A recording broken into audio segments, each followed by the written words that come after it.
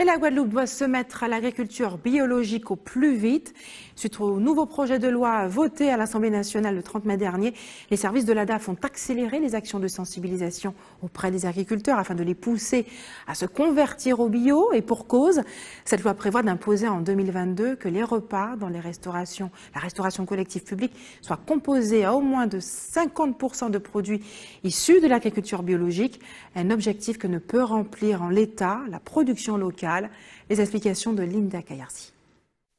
Ouverture de l'accès au bio dans la restauration collective, développement d'outils d'innovation, mise en place d'une instance de suivi du plan Ambition Bio, les pistes de réflexion sont nombreuses pour donner un coup d'accélérateur à l'agriculture biologique en Guadeloupe. Il y a d'abord un contexte au niveau national avec ce qu'on appelle la construction du plan Ambition Bio 2022 qui effectivement donc, a pour objectif d'accompagner le développement de l'agriculture biologique au niveau national, mais aussi dans les Outre-mer. Deuxième élément, c'est la discussion en ce moment de la loi qui fait suite aux États généraux de l'alimentation, donc qui a été adoptée déjà par les députés et qui va rentrer en discussion au Sénat, là, dans les jours qui viennent.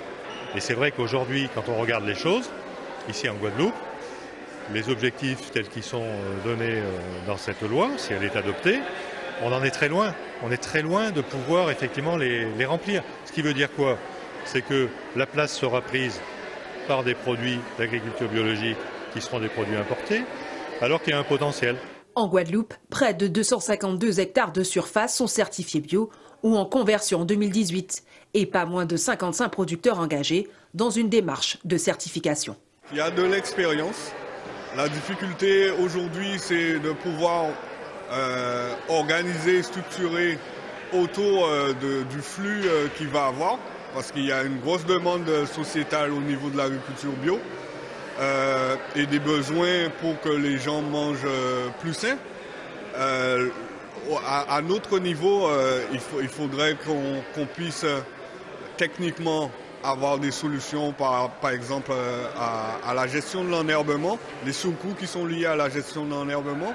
Il y a aussi la capitalisation des exploitations avec du matériel performant.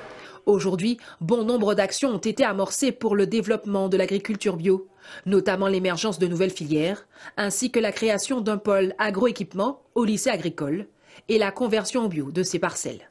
Depuis 2 ans, nous sommes dans cette dynamique. Donc nous avons à peu près 6 hectares qu'on a reconverti en agriculture biologique, aussi bien au niveau de la banane, au niveau de la canne, au niveau des cultures maraîchères et vivrières. Et aussi, nous allons aussi vers l'élevage aussi, nous allons entrer dans cette dynamique pour que toute l'exploitation dans les 5 ans à venir puisse devenir entièrement biologique. Durant ces dernières années, les accompagnements qui favorisent le développement de l'agriculture bio se multiplient. Les aides à la conversion et au maintien de l'agriculture biologique, ainsi que la consolidation du dispositif de soutien au bio dans le cadre du programme POSEI.